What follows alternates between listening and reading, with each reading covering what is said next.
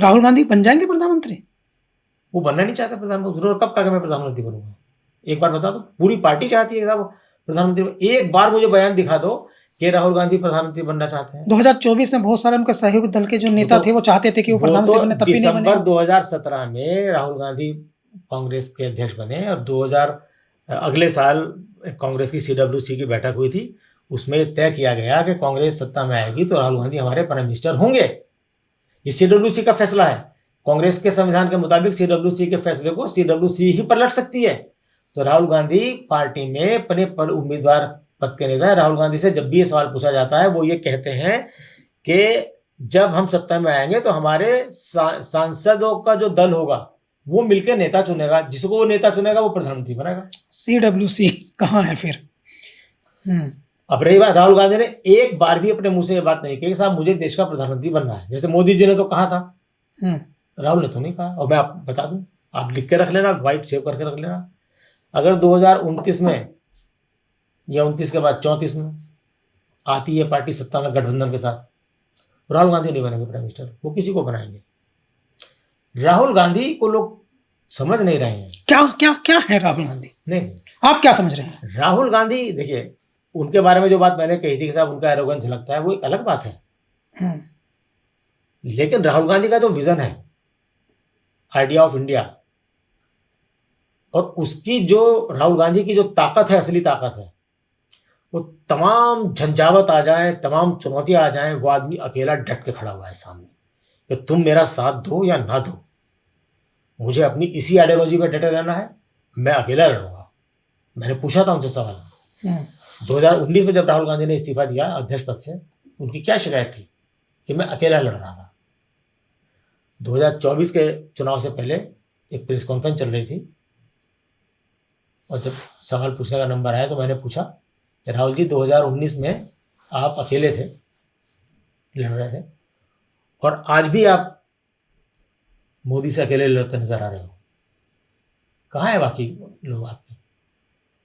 राहुल गांधी ने 5-6 सेकंड का पॉज लिया और जवाब दिया कि नहीं, मैं अकेला नहीं हूं, मेरे साथ देश की जनता है।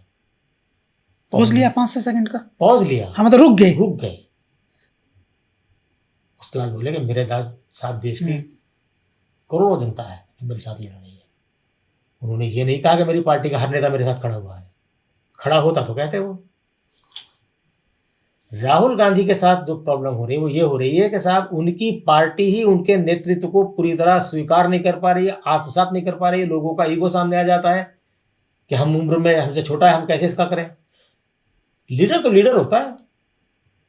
जब मुसलमान नमाज पढ़ते हैं तो आप उम्र देखते हैं इमाम की? क्या जो इमाम बन गया अल्लाह अकबर, उसके पीछे अल्लाह अकबर है। मोदी की उम्र देखी किसी ने? यहाँ दिक्कतें हैं लोगों को। कांग्रेस जो है वो अंदरूनी चुनौतियों से हार रही है। एक फिलोसफर ने बड़ी अच्छी बात कही कि अगर आपने अच्छी क्वालिटी के जूते पहने हुए हैं तो कितनी भी पथरीली सड़क हो, नुकीले पत्थर उसके ऊपर पड़े हुए हो, कांच बिखरा हुआ हो, कीले पड़ी हो, आप उस पर चलते चले जाओगे, दौड़ते चले जाओगे। और आप कितनी बढ़िया क्वालिटी के चप्पल पहन लो, जूते पहन लो, और कितनी क्लीन सड़क हो, अगर उस जूते के अंदर एक छोटा सा कंकर आ जाए, आप 10 कदम नहीं चल पाओगे। ये होता है अंदरूनी चुनौती। अभी असम में चुनाव हो रहे हैं ना, प्रियंका गांधी को बनाया हुआ है स्क्रीनिंग कमेटी का चेयरमैन। क्या कर रही है प्रियंका गांधी? वहां झगड़े निपटाने में लगी हुई है। उन्हें असम जाना था, भूपेंद्र बोरा जो उपाध्यक्ष थे पार्टी के, वो छोड़ के भाग गए, बीजेपी ज्वाइन कर ली। तो कांग्रेस की तो दिक्कत ये है, लोग कहते साहब बुढ़ा क्या नाम के पुराने कांग्रेसी जिन्होंने राहुल गांधी ने जिन्हें खड़ा किया था वो सब भाग गए छोड़ के, जिन पे तकिया था वही पत्ते हवा देने लगे। ये कांग्रेस की बात हो गई, लेकिन कुछ ऐसे इश्यूज भी हैं जो हम आपसे और भी करना चाहते हैं। हम एक तो ये बहुत इम्पोर्टेंट है कि एक स्थिति का आपने 25 साल पहले आकलन किया था। आपने 25 साल पहले एक आर्टिकल लिखा था और 25 साल हो गए उस बात को, आज भी अब वो ज़्यादा प्रासंगिक हो गया है। थोड़ा कम था, अब ज़्यादा हो गया। 500 का नोट और मुसलमान। 25 साल नहीं हुए, 2008 में लिखा था। 2008 में 18 हो गए, लेकिन 2008 में तो कांग्रेस पार्टी की सरकार थी। ये वो दौर था कि जब 500 का नोट चलन में था, बटला हाउस एनकाउंटर हुआ था। बटला हाउस एनकाउंटर हुआ था, उसके फौरन बाद लिखा था। क्योंकि उसके बाद खबरें आई थी कि बहुत सारे मुस्लिम जो वर्कर थे आईटी कंपनी में काम करने वाले नोएडा, ग्रेटर नोएडा में, उनको नौकरी से निकाल दिया गया। और हमारे एक रिलेटिव रहते हैं वहीं बटला हाउस में ही, तो उनका भी मेरे पास एक दिन फ़ोन आया, बोले यूसुफ भाई मैं नौकरी के लिए अप्लाई कर रहा हूँ, मेरा कहीं से कॉल नहीं आ रही है। तो मेरे एक दोस्त ने कहा कि यार तू बटला हाउस का एड्रेस तूने दे रखा, तो कहाँ से कॉल तुझे आ जाएगी, कि मैं आपका एड्रेस दे दूँ वैशाली का। तो मैंने, तुम दे दो। बटला हाउस में रहने वाले बच्चों को नौकरियां मिलनी बंद हो गई थी, ऐसा बहुत सारे लोगों ने उस टाइम शिकायत की थी और रिपोर्टिंग हुई है ऐसी। तो वो उसके पीछे तो मैंने तो आर्टिकल में सारी बातें लिखी थी, पर्सनल एक्सपीरियंस भी लिखे थे, बाकी सब कुछ लिखे थे। आपने, मुझे याद है मैं कर्नाटक में विधानसभा चुनाव कवर करने गया था, आपका फ़ोन आया था 2008 में। 2008 में आर्टिकल पढ़ने के बाद कॉल की मैंने आपको। हाँ। तो वो दौर था कि जब 500 का नोट चलन में था, पुराना वाला, और उसके बारे में कहा जाता था सब नकली नोट बहुत हैं, तो आप 500 का नोट किसी को देते थे ना, तो वो यूँ करके लाइट में देखता था कि असली है कि नकली है। तो उस दौर से वो हालात बनने शुरू हुए थे, खासकर बटला हाउस एनकाउंटर के बाद। उससे पहले जो दिल्ली में धमाके हुए थे, तो हर मुस्लिम जो था वो स्कैनर पे था। अब तो वो सब स्कैन हो चुके हैं, सबके बारे में पता चल गया कि सब देशद्रोही हैं, सब जो है वो जिहादी हैं, सब ये सबको बार। अब तो आजकल का निज़ाम तो कहता है कि जो कोई कर, अभी 2-3 वीडियो अभी वायरल हुई हैं। एक आदमी वहाँ नमाज़ पढ़ रहा है खेत में, उसको जाके उसकी पिटाई कर दी।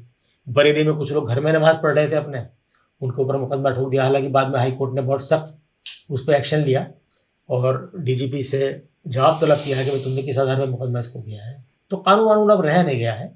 जो सरकार, वो होता था ना कि ज़िल्ले इलाही का हुक्म ही उसका कानून है टाइप, मेरा वचन ही है मेरा शासन। बाहुबली में आजकल पुराना नहीं, अब नया है, नया। तो ये नहीं होता है। जो सरकारें हमारे यहाँ बनती हैं वो संविधान की शपथ लेकर चलती हैं, बनती है। संविधान सुप्रीम है।